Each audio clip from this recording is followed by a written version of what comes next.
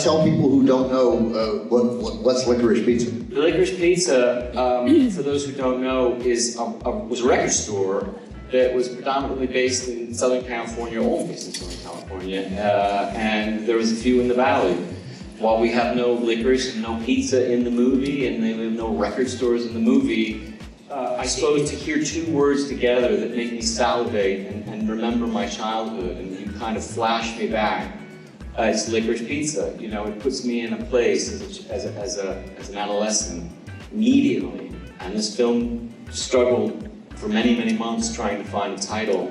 We all still call it something different, but I'm kind of reminded of the Hungarian proverb that a child with many nicknames is much loved. So this title amongst us has many different titles, but the one that we decided on seemed to is kind of going for this idea that brought a memory bank to anybody who was there. So we ended up with Licorice Pizza.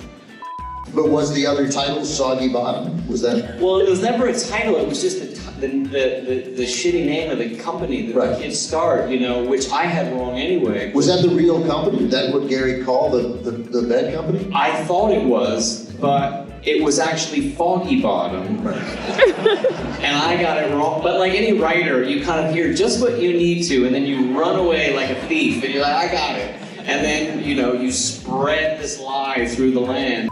You tell me, 1996 or 7 for Harding? It was 1996. 6. So it's 25 years. 9 movies in 25 years.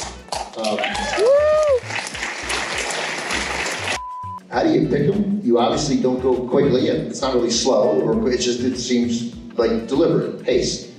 Does something have to really strike you? Certainly, yeah.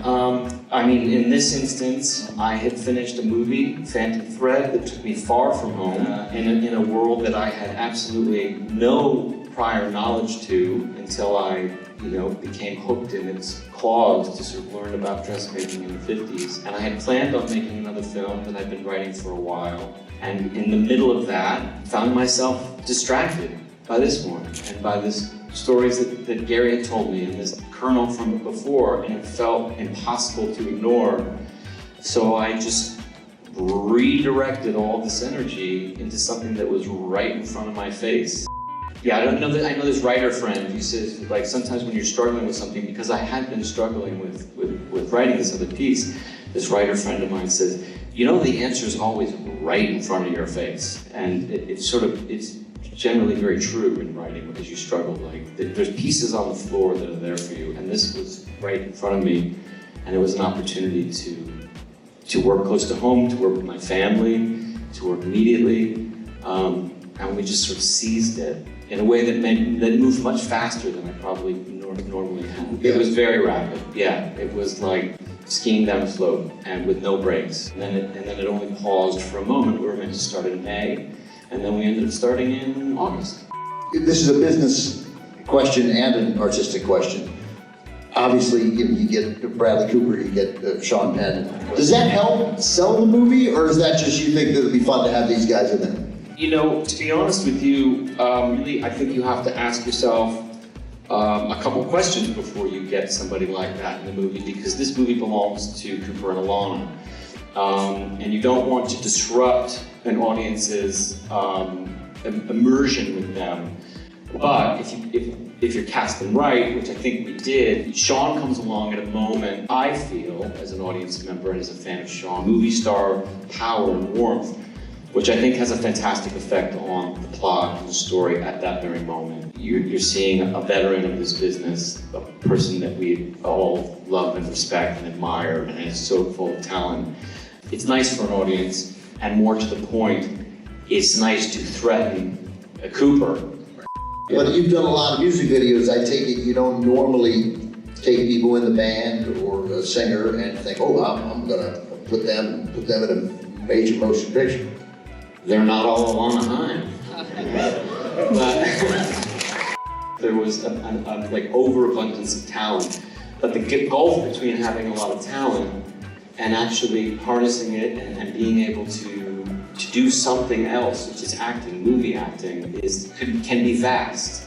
You know, she didn't just get the part. We did. I mean, she did have the part. But we did tests. We did tons and tons of tests. And But were these screen tests in the traditional sense, like against other people, or were they screen tests to get the people you wanted to the level that you needed them to be at? no, that's a great question. They were screen tests with that I would pretend they were just helping me do camera tests, but really I was testing to see, I was seeing if they were, ready to hit the streets, basically. And essentially it was, you could call it a screen test or you could call it practice.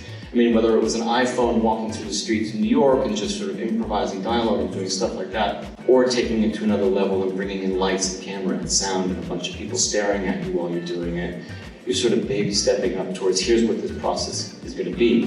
But when you got serious about Licorice Pizza, you were thinking Alana and Cooper, or did that take a bit?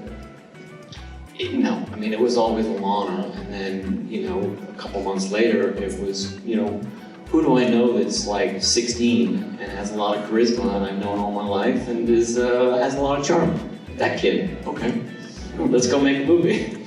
Coming on a movie set is obviously very, very different from doing a music video, and especially, I don't know if you all know this, but we shot this during COVID, which was very insane.